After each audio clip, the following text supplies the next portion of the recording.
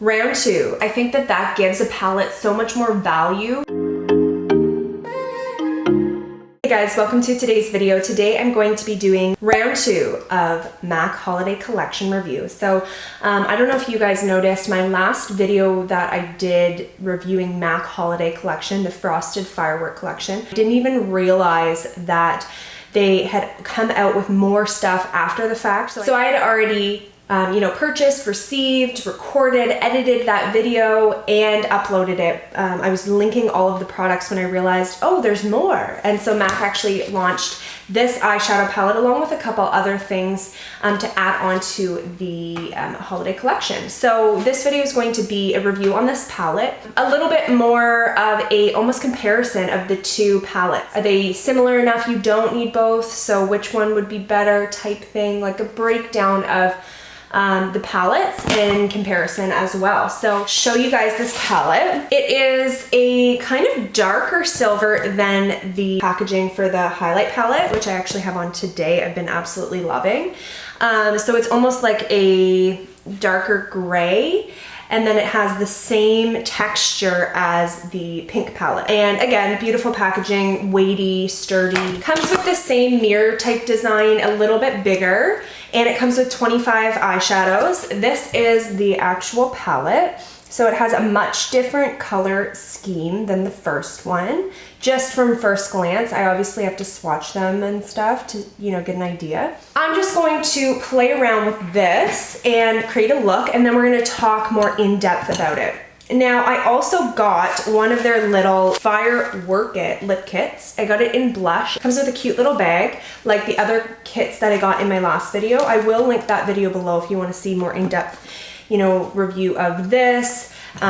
Pretty much everything else in the collection is in that video. This little kit though comes with a full-sized lipstick. This is in the shade You're My Flame. I got it in the blush kit, like it's the blush kit. It's a matte lipstick. And then I got the Dervish lip pencil and the Avalanche of Kisses lip gloss. So these are, supposed to be matching lip trio. So I'm gonna probably use that as a lip if it matches what I come up with for today's eye look. So what I'm gonna do is play around. I feel like I've been doing that lately and it's been working out really good. I just create a look. That way I don't have to take 30 years to talk you guys through what I'm doing. I will leave little notes as to what shades I'm using and what exactly, where I'm placing it if you want to follow along. Even if you don't have this palette, you can follow along what I'm doing with, similar colors from stuff that you already have. And then I will come back when I'm done and talk about the palette as a whole, compare it to the other one and all that. So let's just play. This is the MAC Paint Pot. So I am just gonna prep my eyes with that.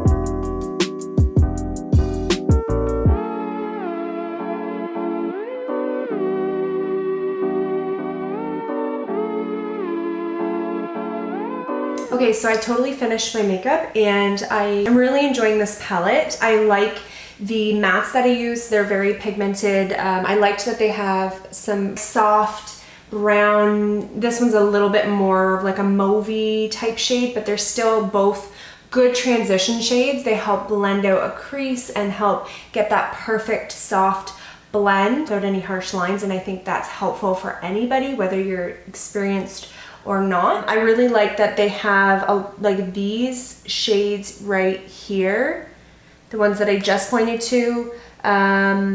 Most of those were almost like duochrome. You know, you don't see a ton of duochrome from MAC. Like when I think of really good duochromes, I think of like Natasha Denona or Pat McGrath, and it's really nice to see some more unique shades from MAC. I really like that. I had to pop that, like this shade here. In some lights, it's like gold, then there's like almost like a greenish shift, and there's almost like bronzy shifts in the shade, and it just like made the color so much more unique. So I popped that in the center. This one here was a little bit more of just like champagne metallic, but it has a bit of a pink shift to it. Really soft and subtle, but it was a perfect inner corner highlight, brow bone highlight. As I mentioned, the mattes were really nice. This is a beautiful shade. It's very pigmented. It blended out really, really nicely. I had no issues with that. So ultimately, I'm really happy with the look I created. And I'm also just really happy with the palette. I feel like when you split it down the middle, it's a very evident, like this is more warm, this is more cool toned, but I do think there's a lot of neutral shades in here. Like obviously the more reddish tones up here are gonna, and like yellow tones are gonna be warm, but then in the center it's pretty neutral. So I think there's a variety of undertones as well in this palette. This large, the biggest one right here is this white. I actually didn't use it, but it's a beautiful, you know what, let's pop some of that in the inner corner. Let's just do it. Let's just see how bright it is. Like, look at that. Look at the difference. So much brighter. But like, it's nice to have variety in like metallic, some natural ones and some bright ones. It's a pretty neutral shade to have as the biggest shade. It's a nice lid topper. You can pop it on the center of the lid. You could pop it on the brow bone for you know, really sharp, bright brow bone as the inner corner like I just did. You can do, you know, all across the lid. It's a white, so it's gonna really go with a lot of things. You could use it in a warm look, you could use it in a cool look. So I think that it's a good shade to be the largest one. I like that it comes with the black, those more blues. I just really like the color scheme of this. I definitely recommend the palette. If you have yet to purchase either palette and you're interested in them, I'm gonna show you the two in comparison. I think that both palettes have a good variety in undertone. So I think this palette here, which is the first palette, you can kind of see the top is more red, warmth, kind of more the yellow gold, you know, the red, the more warm berry, and then as you go down, there's like grayish, more blue, the black, more mauvey shade, variety in undertone. So I think both palettes, you get a bit of everything. Which one do I like better? I'm gonna be honest, I think I like this better because it gives me more options. It gives me more variety. I can go in so many different directions with this palette. So I think if I had to pick one, it would be this bigger palette. Another reason why I would pick this one is because it has those duochromes. I think that that gives a palette so much more value when there's really unique shades. Where's another one? This one right here. It is like a dark bluey purple, but then it has like a bright purple shift in it.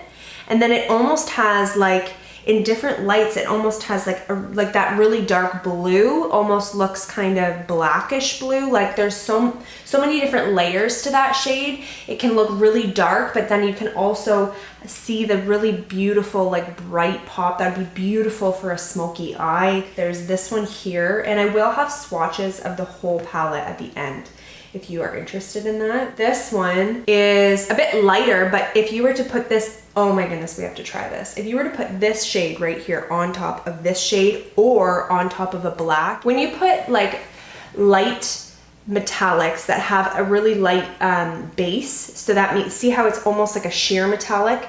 It's really, really bright in the light, but when you don't have the light shining on it, it doesn't look that interesting. When you put a dark shade underneath, like this black, I'm picking up that same light metallic. Look at that. You see how cool that is on top of the black? It like makes it pop, and I'll just layer a little bit more so you can really see it. So you can really play with this palette. I think that if you like to play around with eyeshadow, I think you would enjoy this palette. It's just so unique. If you're more of like an everyday, simple, you just want more of an everyday palette, I think this is the one to go with. Like this would be more of an everyday palette for me. That's what I would consider between the two. I'm really happy with both palettes, I will have to say. I personally think you could get both because there's not too many shades that are similar. Like the palettes differ so much in color. The only shade that might be similar is the white. Actually, just reading the back, I totally forgot they do have the Dazzle Shadow formula, which I believe is the duochromes I mentioned. So that's if you like that formula, that's what these are. Long story short, I think what my opinion is, both of these palettes are incredible. Could you get both? I think so. I think they differ enough that you could utilize both. Just quality-wise, this is so good. I personally just like the ability to create so many different looks in a palette, so that's why this one stands out to me. The other thing that comes into play is obviously price. This one's $99 Canadian and $75 US, so it's obviously a higher price point. I think if price is something that you're concerned about, I would go for this one. It's $39.50 US and $52 Canadian. I hope you guys enjoyed this video. Don't forget to give this video a thumbs up if you enjoyed. You can see all the videos that I mentioned below along with all the products that I used today will be linked, no affiliate links. This video is not sponsored. All my social media is linked below as well if you want to check me out on Facebook, Twitter, Instagram, TikTok, Snapchat. That's all linked below. And yeah, I hope you guys enjoyed. Have a wonderful day. Don't forget to subscribe to my channel. See you guys next time. Bye.